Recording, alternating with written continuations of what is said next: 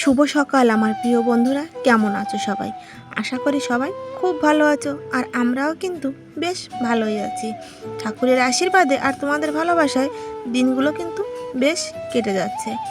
সকালবেলা ঘুম থেকে উঠেছি অনেকক্ষণ, বহুত কাজ কিন্তু সকালে সেরে নিয়েছি। ঘর ঝাড় দেওয়া, তারপর থালা বাসন ধোয়া, এগুলো কিন্তু সব কমপ্লিট হয়ে গেছে আমার। তারপর এখন রান্নাটা বসিয়ে দেব। তাই আমি এই যে দেখো, ভাতটা চাল কলপাট থেকে ধুয়ে এনে ভাতটা আমি বসিয়ে দিলাম। আর এই যে বাঁধাকপি নিয়ে এসেছি, করব বাঁধাকপি ভাজি, আর একটা তরকারি করব বিচি কলা দিয়ে। চলো তরকারিগুলো আমি কেটে গুছিয়ে নিই। আর এদিকে তো ভাতটা বসিয়ে দিয়েছি, তাড়াহুড়ো করে তরকারিটা কেটেও আমাকে বসিয়ে দিতে হবে। চলো তোমরা আমার সঙ্গে থাকো, সারা দিন কি করি না করি সব কিছুই তোমাদের সঙ্গে শেয়ার করব। আর এদিকে দেখো, বাঁধাকপিটা কেটে আমি কলপাট থেকে ধুয়েও নিয়ে চলে এসেছি। আর মাকে বলছি, মা আমাকে বিচি কলাটা কেটে দেন তাড়াহুড়ো করে, কারণ আমার অনেকটাই লেট হয়ে গেছে আর কি। দেখো এই যে সবজিটা বসিয়ে দিয়েছি, আর এদিকে কিন্তু মা বিচি কলাটা কেটে দিচ্ছে আমাকে। আর কি জানো বন্ধুরা, আজকে একটা ভয়ানক দুর্ঘটনা আমার সঙ্গে ঘটে গেছে। এত বড় দুর্ঘটনা আমার সঙ্গে আজও পর্যন্ত কোনো দিন ঘটেনি। আমি তো ভীষণ ভয় পেয়ে গিয়েছিলাম, মরতে মরতে বেঁচে গেলাম বলতে পারো। বাড়িতে কিন্তু কেউই ছিল না, সেটা নিয়ে তোমাদের সঙ্গে পরে আসছি। চলো তাহলে এই যে মাছগুলো ভেজে নিচ্ছি, এখন আমি তরকারিটাও বসিয়ে দেবো। আর এই দেখো সাইডের চুলোতে কিন্তু আমি ভাজিটাও দিয়ে দিয়েছি, আর ভাতটা আমার কমপ্লিট হয়ে গেছে। ভাতটা আমি নামিয়ে রেখে দিয়েছি। আর এদিকে দেখো, গ্যাসের চুলোয় আমি চা করে দিয়েছি, আর দুইজন এরা চাটা ভাগাভাগি করছে। বিস্কুট কাকে কয়টা দেবে আর কি, দাদা বা কয়টা নেবে আর ও বা কয়টা নেবে, তাই ভাগাভাগি হচ্ছে। আর আমাকেও এক কাপ চা মা ঢেলে দিয়ে গেল। চাটা কিন্তু আমিই বসিয়ে দিয়েছিলাম, আর আমি রান্না করতে করতে চাটা খেয়ে নেবো। দেখো যে দুটো বিস্কুটই কিন্তু আমি নিয়েছি। তারপর রান্নাবান্না শেষ করে চলে আসলাম আমি উঠোনটা ঝাড় দিয়ে নিতে। আর রান্নাবান্না কি করলাম সেগুলো তোমাদের আমি পরে দেখাচ্ছি। রোহিতকে যখন খেতে দিয়ে দেব, ও এদিকে বই পড়ছে, ও যাবে টিউশনি পড়তে, তখন আমি তোমাদের দেখাবো কী কী রান্না করলাম। চলো তোমরা আমার সঙ্গে থেকো, আর ভিডিওটি স্কিপ না করে দেখার অনুরোধ রইল সবার কাছে। চলো উঠোনটা ঝাড় দিয়ে নিই।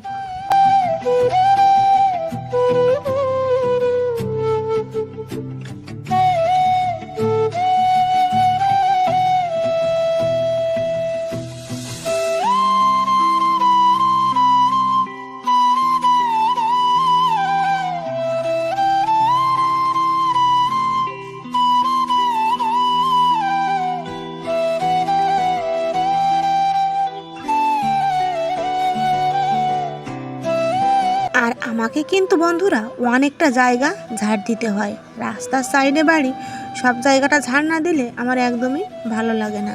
তোমরা তো দেখে বুঝতেই পারো যে কতটা জায়গা আমাকে ঝাড় দিতে হয়। চলো আমি উঠোনটা ঝাড় দিয়ে তারপর হাত পা ধুয়ে নিয়েছি, আর এখন চলে আসলাম বিছানাটা তুলে নিতে।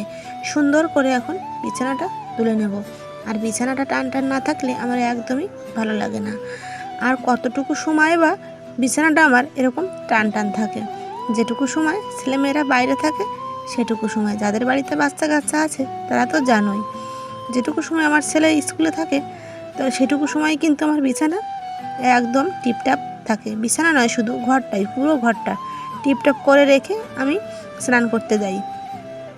তারপর স্কুল থেকে বাড়ি এসে আবার এলোমেলো করে ফেলে, এটাই কিন্তু করে। আর সারাদিন আমি গুছাতেই থাকি, এটাই আমার কাজ সারাদিনের।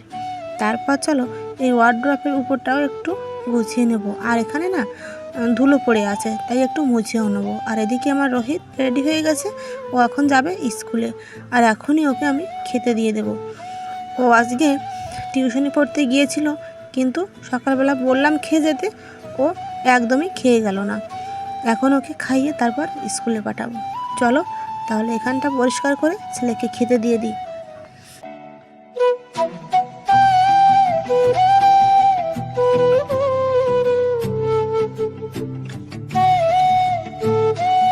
ঘরটা তো সুন্দর করে গুছিয়ে নিলাম। চলো এবার কি কি রান্না করেছি আগে সেটাই তোমাদের সঙ্গে শেয়ার করি। এই যে দেখো, বিচি কলা দিয়ে একটা তরকারি করেছি, বাঁধাকপির ঘন্ট, ভাজি, যে যেটাই বলো, এইটা করলাম। আর এই যে অনেকটা ডাল ফ্রিজে রাখা ছিল সেটা বের করে শুকিয়ে নিয়েছি। আর এই ডাল শুকনোটা তো আমার ফেভারিট খাবার। আর দেখো এই যে রোহিতের ভাত আমি বেড়ে দিলাম। আর এখন একটা মাছ, একটা কলা আর একটু ঝোল দিয়ে দেবো, অল্প একটু ভাত খেয়েও স্কুলে চলে যাবে। ছেলেটা না আমার একদম সারাদিন খেতে যায় না, কিন্তু রাত্রে যখন খায় তখনটা আমি বসিয়ে পড়ে পেট ভরে ওকে খাইয়ে দিই।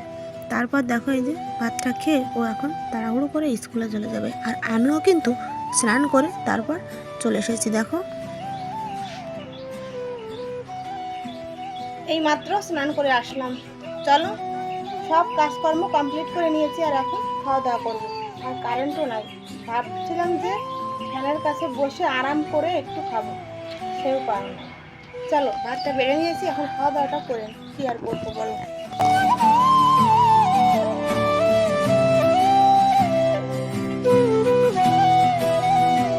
আর এখনও যারা আমার ভিডিওতে আছো তাদের জানাই অসংখ্য ধন্যবাদ।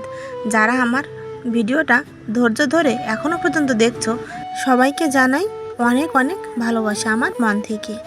আর এই যে দেখো চলে আসলাম এখন বিকেলবেলা। আজকে না একদমই রেস্ট নিতে পারিনি, বসে বসেই আজকে ভিডিওটা এডিট করেছি। এই যে ডাক্তার দেখিয়ে আসার দিন এই বেলটা আমি এনেছিলাম, এই বেলটা এখন মাখবো। গাছের কাঁচা লঙ্কা দিয়ে বেলটা মাখবো, মাকে দেবো, রোহানকে দেবো আর আমি খাবো, আর রোহিতের জন্য একটু রেখে দেবো। চলো বেলটা এখন মেখে নিই। আর বেলটা না যেই বেলটা আমি মাখতে গেলাম অমনি মেঘ গুড়ুম করে ডাক দিয়ে উঠলো।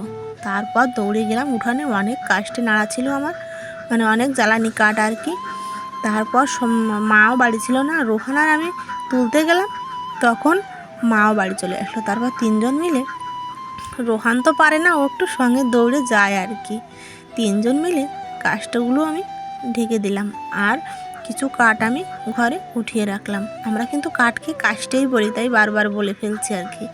চলো এই দেখো এই যে বেলটা এমনি এইটুকু আমি চামচ দিয়ে ছাড়িয়ে রেখে অমনি মেঘে ডাক দিল। তারপর বাইরে চলে আসলাম। এখন আমি এখান থেকে শুকনো শুকনো দেখে কিছু কাঠ ঘরে নিয়ে যাব বিকেলে রান্না করার জন্য আর কি।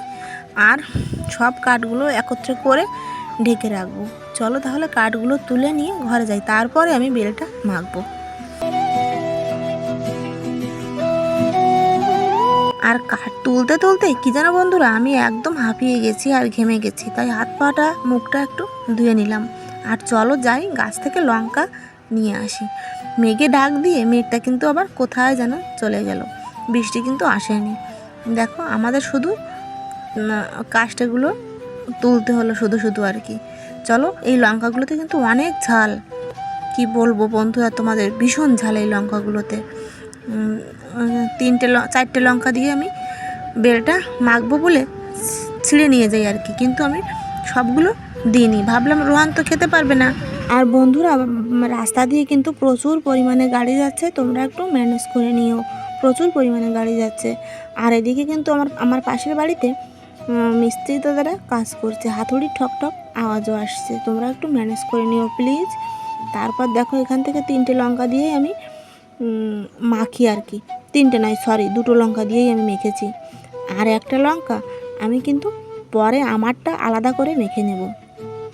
আর এই বেল মাখা দেখে কার কার জিভে জল আসছে অবশ্যই কিন্তু কমেন্টে জানাবে। আমার তো ভয়েস দিতে গিয়ে এখনই আমার জিভে জল চলে এসেছে। দেখো এই যে সবার জন্য তুলে তুলে রেখে দিয়েছি। আর এই বাটিতে করে আমি নিয়ে নিলাম। আর আরও একটা লঙ্কা দিয়ে এখন মেখে নিয়েছি। কি বলবো বন্ধুরা, এখনই কিন্তু আমার জিভে জল চলে এসেছে। রাস্তার সাইডে চেয়ারের উপর বসে আমি এই বেলটা মাখা খাচ্ছি, আর রাস্তা দিয়ে লোকজন যাচ্ছে আর সবার সঙ্গে গল্প করছি।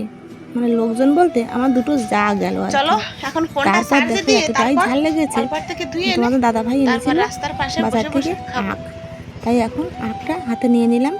এই আখটা নিয়ে আমি এখন ওই চেয়ারে বসেই কিন্তু খাবো।